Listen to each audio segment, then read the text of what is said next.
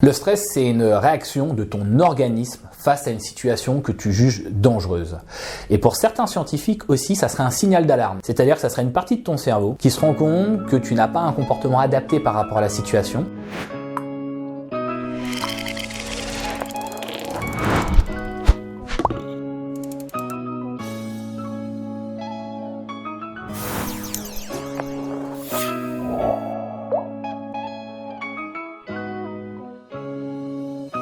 Je m'appelle Loïc Gosselin, j'ai créé l'entreprise de coaching et de formation professionnelle Humain. Notre job, c'est d'accompagner les entreprises et les sportifs de haut niveau à réaliser leurs objectifs en travaillant sur l'aspect mental et sur l'aspect relationnel.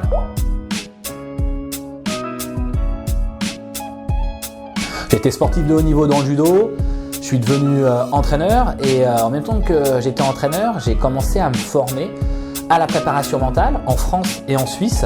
Notamment, j'ai fait un diplôme universitaire de préparation mentale et de cohésion d'équipe à Dijon. Après, je suis parti en Suisse sur des choses innovantes pour libérer ses blocages et également pour respecter ce qui est naturel chez soi et comment on peut le respecter, s'en servir au mieux. Et puis, j'ai également eu envie de me former aux neurosciences. Alors, c'est ce que j'ai fait et notamment, je me suis formé à l'Institut médical environnemental à Paris. J'avais besoin également de comprendre ce qui se passait dans la tête, le lien avec le corps et comment, une fois encore, on peut se servir de tout ça au mieux. Et maintenant, ça fait 10 ans que je fais ce métier de coach et de formateur professionnel au niveau du mental et j'accompagne du coup des sportifs de haut niveau, des dirigeants et des managers vers leurs objectifs.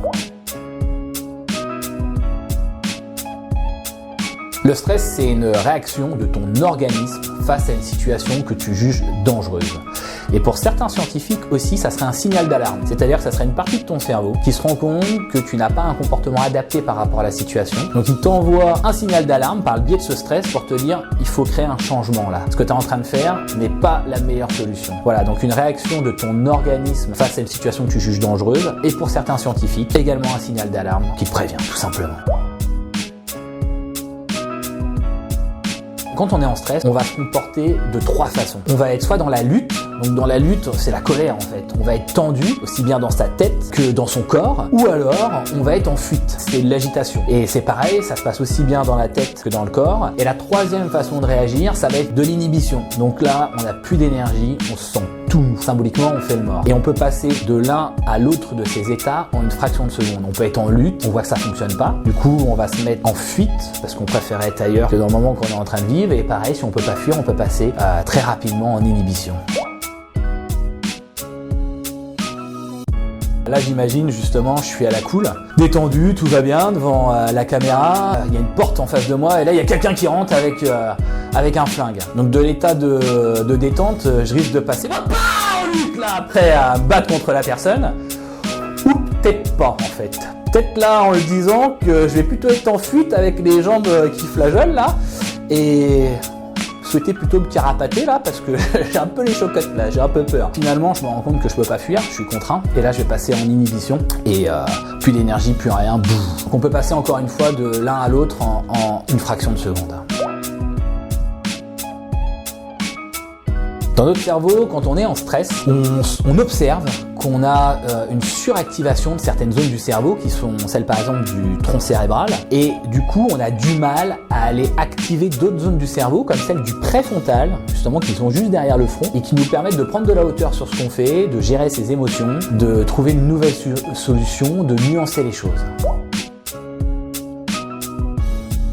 Justement, la gestion du stress, c'est très important pour être performant parce que si on apprend à bien gérer son stress, quand on est dans un projet, quand on a des actions importantes à mener, des objectifs à atteindre, on aura du stress. C'est normal, c'est humain. Et justement, ce qui est important, c'est d'apprendre à le gérer pour pouvoir réguler justement ce que j'expliquais tout à l'heure, là, cette activation là dans le tronc cérébral, pour pouvoir le réguler, pouvoir donner la porte d'accès, par exemple, au préfrontal, qui va vous permettre de prendre de la hauteur, pour prendre les bonnes décisions, pour faire les bons choix, pour changer un comportement inadapté en comportement adapté, pour trouver de nouvelles solutions. Et ça peut se faire que si on gère correctement son stress. Pour moi, pour gérer son stress, il y a 3 axes sur lesquels on peut bosser. Première des choses, c'est la démarche qu'on met en place. Et dans cette démarche, justement, c'est de fixer d'abord un objectif qui est motivant. Donc, c'est la clarification de ces objectifs. Et en face de ces objectifs, on va pouvoir jouer sur 3 points. Le premier point, c'est les certitudes qu'on a face à ces objectifs. Est-ce que, par exemple, on a réussi à créer la certitude qu'on va réussir ?